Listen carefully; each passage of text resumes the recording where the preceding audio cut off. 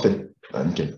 Donc, bonjour à toutes et à tous. Donc, aujourd'hui, je vais vous présenter mon travail de thèse, donc, qui était en collaboration avec Thomas Ponce et Céline de l'ESPCI, Simon Huppert de l'INSP et bien sûr Agnès Maître, ma directrice de thèse.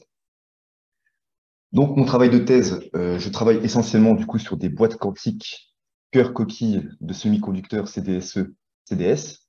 Et pour caractériser leurs propriétés d'émission, on peut regarder par exemple l'intensité d'émission en fonction de la puissance d'excitation. Donc, comme Agnès l'a expliqué, donc le premier régime est très bien expliqué donc, par le système à deux niveaux.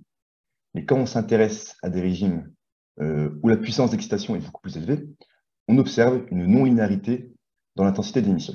Donc, le travail de ma thèse, c'est de comprendre pourquoi. Donc, bien sûr, ces mesures sont effectuées à température ambiante. Si maintenant, on regarde les spectres d'émission en fonction de la puissance d'excitation, donc à basse puissance, on a une raie typique d'un système à deux niveaux, et sous forte puissance d'excitation, on va voir apparaître des photons à plus haute énergie. Et cette apparition de photons à plus haute énergie ne peut pas être expliquée par un système à deux niveaux.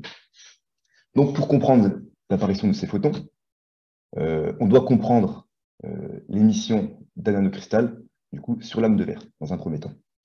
Donc, pour cela, on a besoin de déterminer les niveaux d'énergie d'une telle structure. Donc, pour cela, on va résoudre l'équation de Schrödinger d'un exciton. Afin de vérifier notre modèle, on va utiliser du coup les spectres d'absorption collectif. Et ensuite, on va utiliser un modèle statistique afin d'expliquer cet élargissement spectral et cette non-linéarité dans l'intensité d'émission. Et donc, on va pouvoir exprimer la photoluminescence et on va pouvoir de nouveau tester notre modèle du coup, avec des données expérimentales, bien sûr. Donc, on veut calculer les niveaux d'énergie d'un exciton. Qu'est-ce qu'un exciton? Donc, comme mon électron va passer de l'état fondamental à un état excité, il va laisser un trou. Ce trou est positivement chargé, donc on va avoir une interaction de Coulomb entre l'électron et le trou, et cette paire électron-trou, c'est ce qu'on appelle en fait l'exciton. Donc on va résoudre l'équation de Schrödinger d'un exciton, d'un nanocristal sphérique cœur-coquille. Et parce qu'on va être à faible dimension, on s'attend à avoir une discrétisation des niveaux d'énergie. Donc notre modèle va prendre en compte l'alignement des bandes du coup de conduction entre le CDSE et le CDS. Et donc, mon électron, en fait, il va avoir un puits de potentiel dans la bande de conduction, et mon trou va avoir un puits de potentiel dans la bande de valence. Donc, c'est pour ça qu'on va avoir une discrétisation des niveaux d'énergie due aux faibles dimensions de la boîte quantique. Le modèle va prendre aussi en compte l'interaction de Coulomb entre l'électron et le trou, les nombres quantiques de l'électron et du trou. On va aussi prendre en compte les ligands, donc qu'on va considérer en approximation comme une troisième couche de semi-conducteur. On prend en compte aussi la structure fine, donc qui va provenir de l'interaction d'échange entre l'électron et le trou.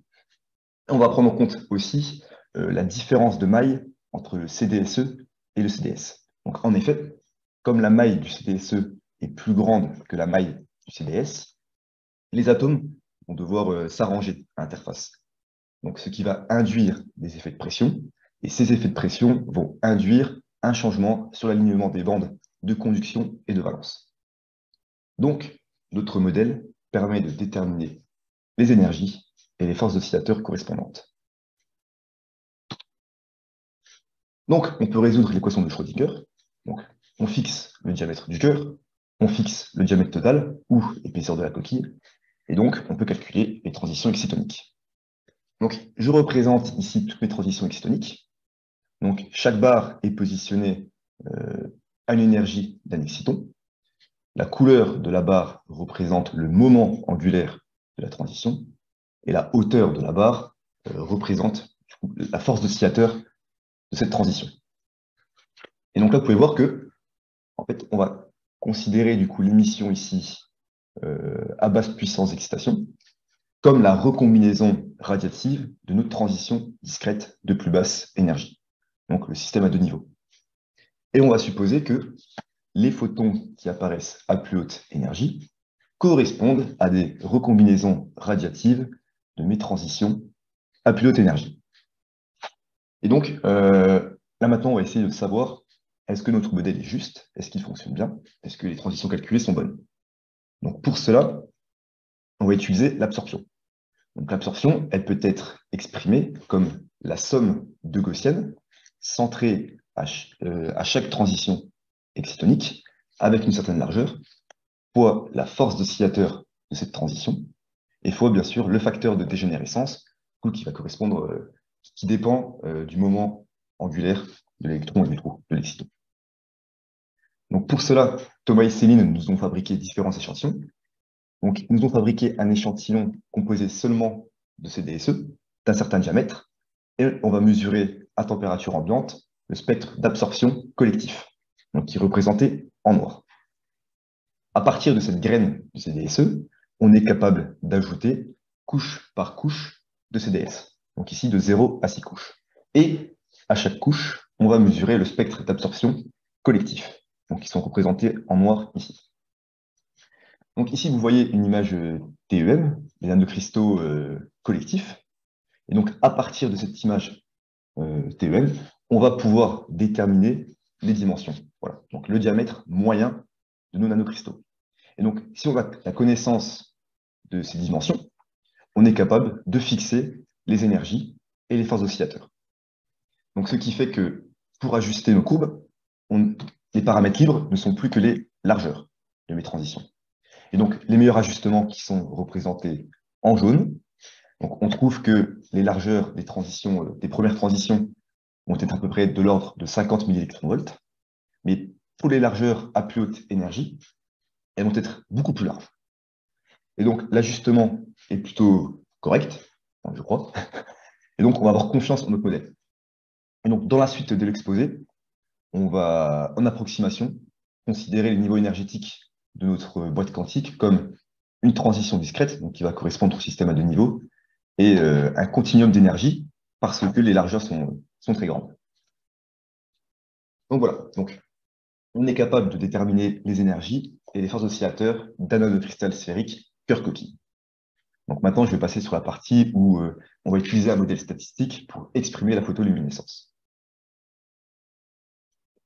Donc maintenant, ici, je représente mes niveaux d'énergie, non pas d'un point de vue excitonique, mais d'un point de vue électron-trou.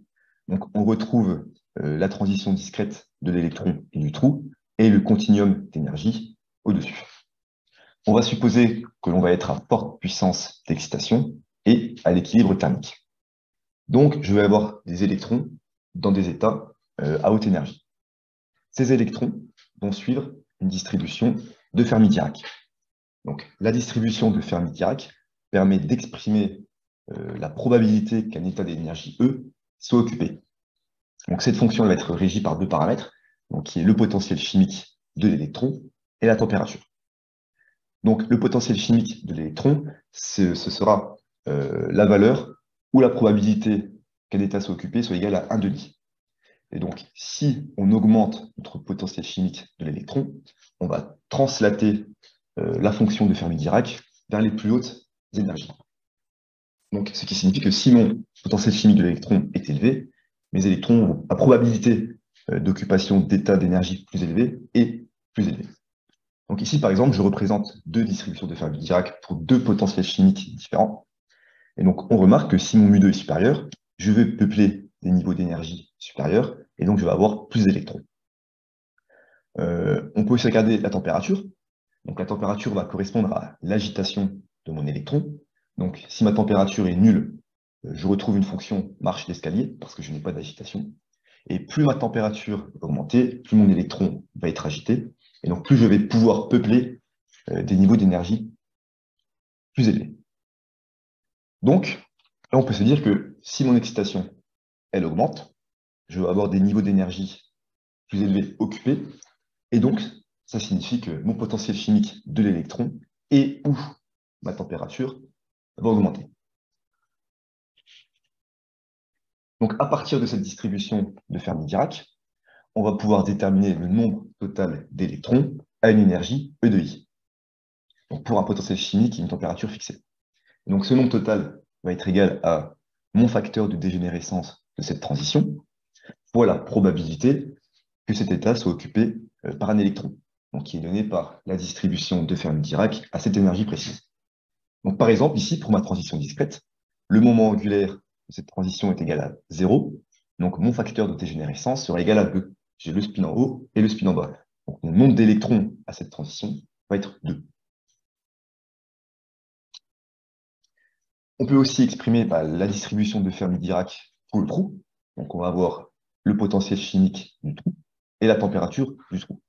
Donc le nombre total du trou à une énergie donnée, c'est donné par le facteur de dégénérescence de cette transition du trou fois la distribution de Fermi-Dirac à cette énergie, pour un potentiel chimique du trou donné et une température donnée. On va émettre deux hypothèses. Donc la première, c'est que la température de l'électron va être égale à la température du trou. Et que la deuxième hypothèse sera que si je somme mon nombre total d'électrons sur chaque transition, ça me donne le nombre total d'électrons. Et donc, on va supposer que le nombre total d'électrons va être égal au nombre total de trous. Et cela nous permet en fait que si on a la connaissance sur le potentiel chimique de l'électron, automatiquement, notre potentiel chimique du trou va être fixé. Et donc, à partir de ces distributions de Fermi-Dirac, on va pouvoir exprimer la photoluminescence d'une boîte quantique. Donc, qui va être égal à un facteur de normalisation alpha, donc qui va correspondre à la collection expérimentale, l'énergie portée par un photon. Ensuite, on va sommer sur toutes les transitions I de l'électron et toutes les transitions J du trou, comme le produit du nombre d'électrons que j'ai à la transition I, fois le nombre total du trou que j'ai à la transition J. Chaque couple électron-trou du coup, forme un exciton avec une certaine force d'oscillateur calculée précédemment. Donc cette force d'oscillateur peut être nulle ou elle peut être très grande. Et on va supposer que le processus de recombinaison va être régi par une gaussienne de largeur gamma IJ centrée à une énergie E de IJ. Et donc, la somme de ces photons va être la photoluminescence. Maintenant, on va regarder comment évolue cette photoluminescence avec un potentiel chimique de l'électron qui augmente. Donc si mon potentiel chimique de l'électron augmente, je vous rappelle que ça veut dire que je peuple des niveaux d'état d'énergie plus élevés. Donc on fixe le diamètre du cœur, on fixe le diamètre total, ou l'épaisseur de la coquille. Dans un premier temps, on va fixer la température à 300 K, et on fait évoluer le potentiel chimique de l'électron. Donc on remarque que quand mon potentiel chimique de l'électron va être proche de ma première transition, j'observe juste une gaussienne, donc qui va être la recombinaison typique d'un système à deux niveaux. Donc pour de forts potentiels chimiques de l'électron, ce qui veut dire que je peuple des niveaux d'énergie plus élevés, je commence à avoir une apparition de photons à plus haute énergie. Donc on est content qu'on observe ça. Qualitativement, c'est bien. Donc si on trace maintenant l'air sous la courbe de mes spectres, qui par définition est proportionnel à l'intensité, et qu'on le représente en fonction du potentiel chimique de radiation, donc qui a été introduit par Wörfel, qui est juste la somme de mes potentiels chimiques de l'électron et du potentiel chimique du trou. Donc en fait, ce potentiel chimique de radiation, il permet de voir la répartition de mes excitons. Voilà, c'est d'un point de vue excitonique. Et donc on voit que pour un fort potentiel chimique de radiation, ce qui veut dire que je peuple des excitons de plus haute énergie, j'observe à nouveau une non-linéarité dans l'intensité d'émission. Donc on est plutôt content. Et la question qu'on se pose maintenant, c'est comment on va relier la puissance d'excitation au potentiel chimique de radiation. Parce que qualitativement, ça marche plutôt bien, et d'un point de vue quantitatif, c'est beaucoup mieux. Donc pour cela, on dispose de 9 mesures sur le même boîte quantique CDSE-CDS individuelle. Donc, je représente les spectres ici en fonction de la puissance d'excitation. Donc à basse puissance, on retrouve la gaussienne, donc typique du système à deux niveaux, qu'on va ensuite saturer. Et sous forte puissance d'excitation, on observe un élargissement spectral. On peut représenter du coup l'air sous la courbe de ce spectre, qui correspond à l'intensité d'émission.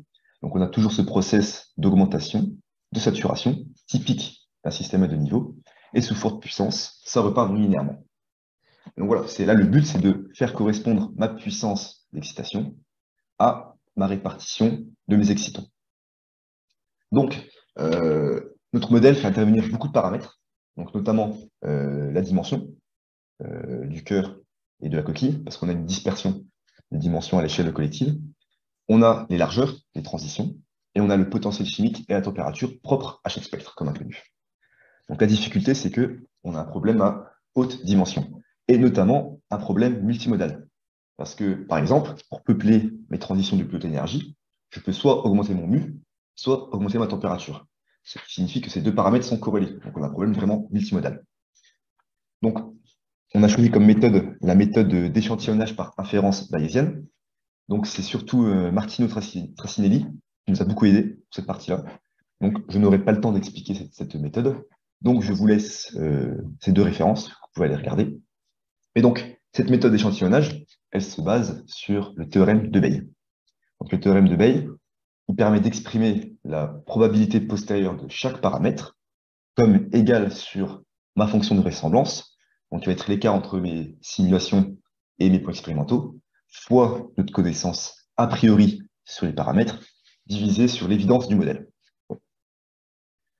Donc on peut représenter la distribution de probabilité de chaque paramètre. Donc par exemple, ici en bas à gauche, je représente la distribution de probabilité en fonction de la température et du potentiel chimique. Donc on voit par exemple ici pour la température, le paramètre le plus probable, c'est une température de à peu près 300 Kelvin. Et là, pour le potentiel chimique, notre distribution de probabilité est bien centrée sur une valeur. Donc maintenant, je peux représenter les spectres expérimentaux, donc basse et forte puissance, en échelle log, et là justement ici en pointillé. Donc ça marche plutôt bien, on est plutôt content. Donc ici à droite, en orange, je représente l'évolution de l'intensité d'émission en fonction de la puissance d'excitation. Donc on retrouve le régime du système à deux niveaux, et ensuite ça repart. Et si maintenant on trace l'évolution du potentiel chimique de l'électron en fonction de la puissance d'excitation, en fait on remarque que notre potentiel chimique de l'électron augmente jusqu'à peupler la première transition, elle sature.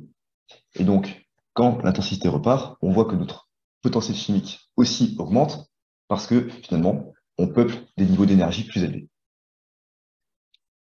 Donc ici à gauche, je peux représenter les spectres précédents avec ici les barres, parce que l'analyse bayésienne nous donne finalement les dimensions. Donc on peut calculer, en résolvant l'équation de Schrödinger, la position des pics excitoniques et les forces oscillateurs correspondantes. Donc on remarque finalement que cette émission, elle provient en fait de la transition fondamentale, donc d'un système à deux niveaux, et que sous forte puissance, on va avoir en fait des recombinaisons radiatives de transition plus élevées.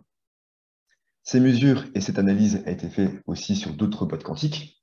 Et donc, à chaque fois, ce qu'on remarque, c'est que dès qu'on observe un élargissement spectral, on observe une augmentation du potentiel chimique de radiation. Donc ça, vraiment, c'est la preuve que qu'on observe des recombinaisons radiatives de transition à plus haute énergie. Donc voilà, petite conclusion. On a résolu l'équation de Schrödinger d'un exciton. On a testé ce modèle avec le spectre d'absorption collectif. À partir de ça, les énergies et les forces oscillateurs peuvent être déterminées. On a développé un modèle statistique afin d'exprimer la photoluminescence. Et donc, en conclusion, sous basse puissance d'excitation, on retrouve bien les processus de système à deux niveaux.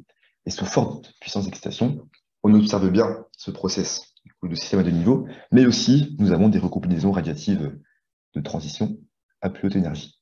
Merci de votre attention.